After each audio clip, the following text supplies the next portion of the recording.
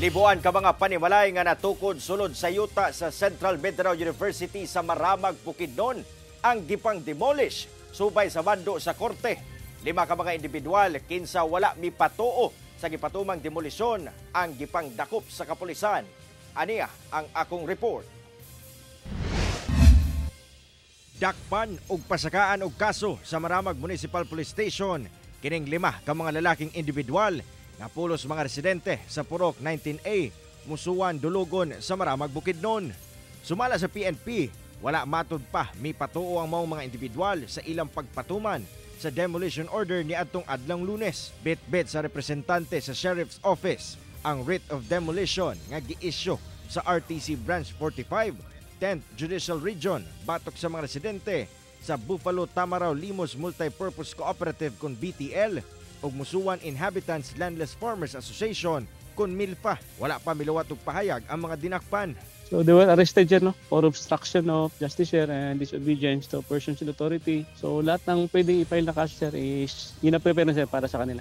Gawas sa 5 nga nagmagahi, nahimong hapsay ang pagpatuman sa demolition order sa 155 hectare nga yuta nga giokupar o gitukuran o gana sa kapin libo ka mga balay o gitamnan og mga produkto. Sobra 700 ka mga pulis ang gipakatag nga maghatag og seguridad sa demolition team.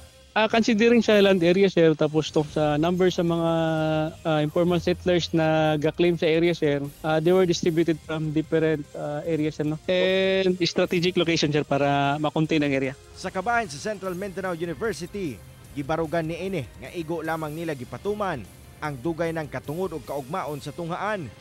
Ang demolition base sa nahimong desisyon sa korte.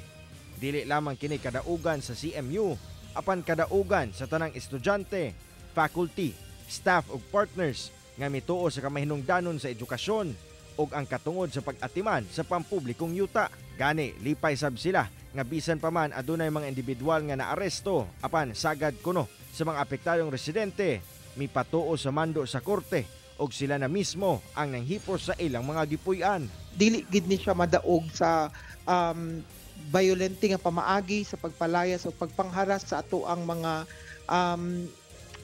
kauban dira, no, sa BTL ug MILFA. So karon kung mo na ilang pagtuo nga naa sila katungod ginatapakan, always lang ta, ako lang i-guide pud ang public nga always ta mo balik nga ang korte before ni come up ang korte og decision nila, ilang gistadyuhan, ilang gi-evaluate ang mga pieces of evidence nga gipresentar. Sa katapusan, walay nasamdan sa mong demolisyon ug magpadayon sab ang kapulisan nga magbantay sa lugar hangtod mahanay na ang sitwasyon.